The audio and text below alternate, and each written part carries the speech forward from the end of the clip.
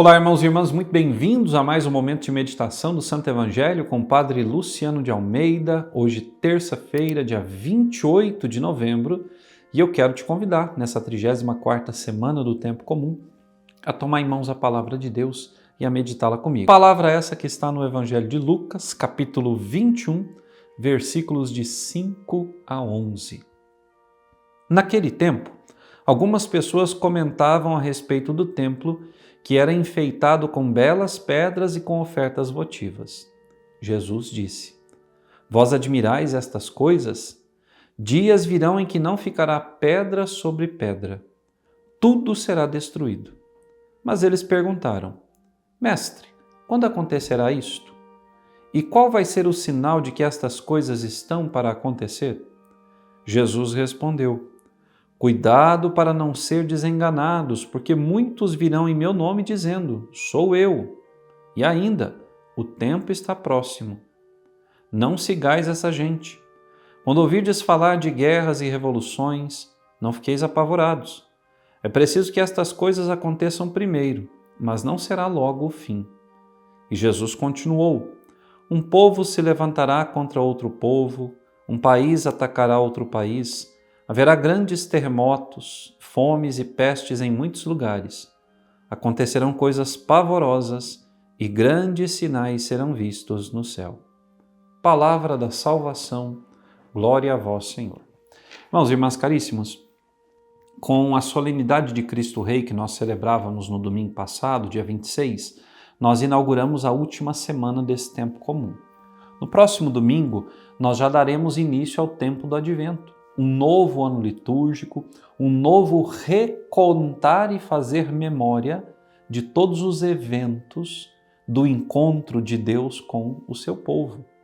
Toda a revelação do Senhor será passada novamente diante dos nossos olhos, recordada em cada liturgia.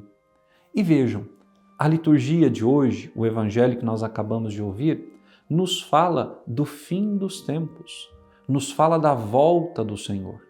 Todo ano litúrgico inicia-se rememorando o primeiro encontro de Deus com o seu povo e termina com a volta e o julgamento de Deus na pessoa de seu Filho Jesus. Esses evangelhos, então, dessa última semana, são evangelhos que falam da vinda segunda do Senhor, definitiva, quando Ele renovará o céu e a terra.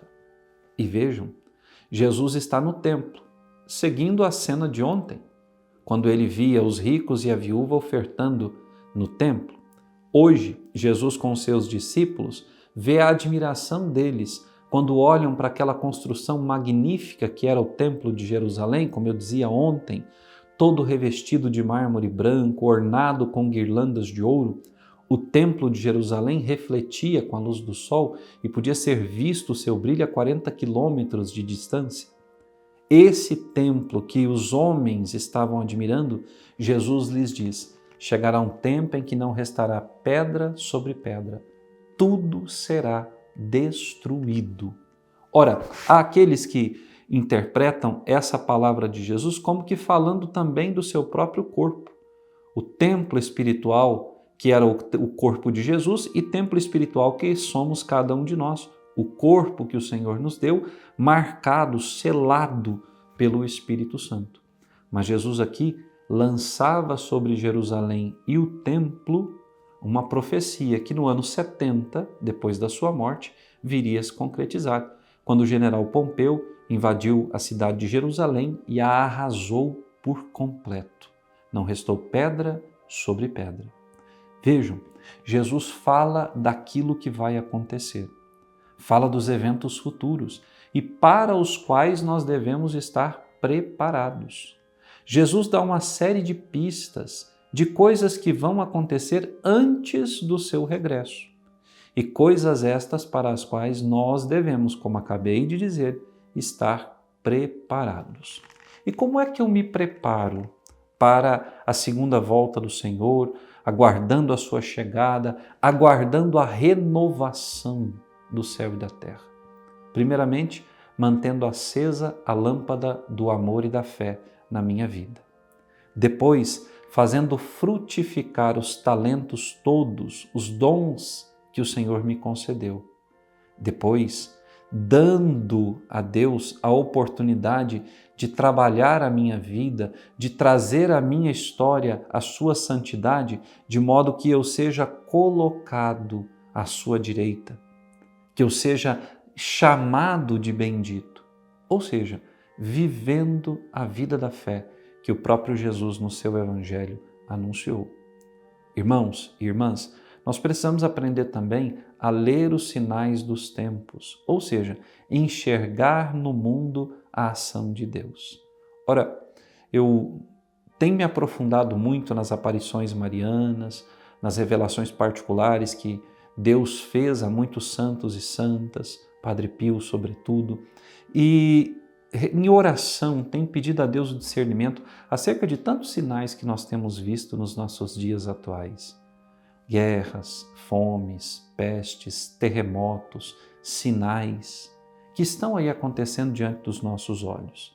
Eu não estou aqui dizendo que o Senhor está para voltar, mas nós precisamos aprender a ler os sinais dos tempos. Até porque o próprio Jesus no Evangelho diz: não sigais essa gente, que toda hora fica dizendo Jesus está voltando, está aqui, está ali. Não, nem o Filho sabe quando isso vai acontecer.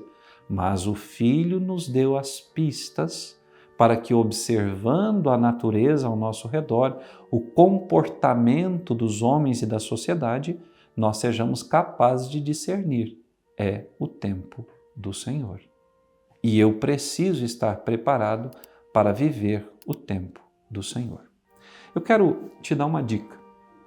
Existe uma aparição mariana na história da Igreja que teve o seu início em 1961 e a sua conclusão em 1965, que é a aparição de Nossa Senhora de Garabandal. Garabandal, San Sebastião de Garabandal, uma pequena cidade, uma aldeia na Espanha, onde a Virgem Maria apareceu a 4 meninas. As profecias de Garabandal estão por se cumprir. A Igreja, quando fala de Garabandal, não coloca em xeque a autenticidade das revelações, mas a Igreja ainda não chancela, porque tudo aquilo que foi prometido por Nossa Senhora ainda está por acontecer. Mas eu queria te convidar a dar uma olhada nessa aparição mariana, onde Nossa Senhora pede o mesmo que lá em 1830 ela começou a pedir na Rue du Bac, em Paris, na aparição como Nossa Senhora das Graças, penitência e conversão.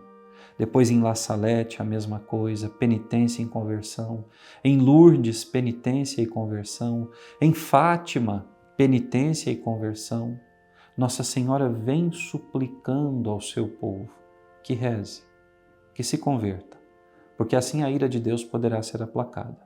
Mas é tão certo como o sol que se levantou sobre as nossas cabeças no dia de hoje, que o Senhor voltará, porque Ele precisa renovar o céu e a terra. Ele mesmo prometeu que um dia voltaria e que traria a paz a esse mundo.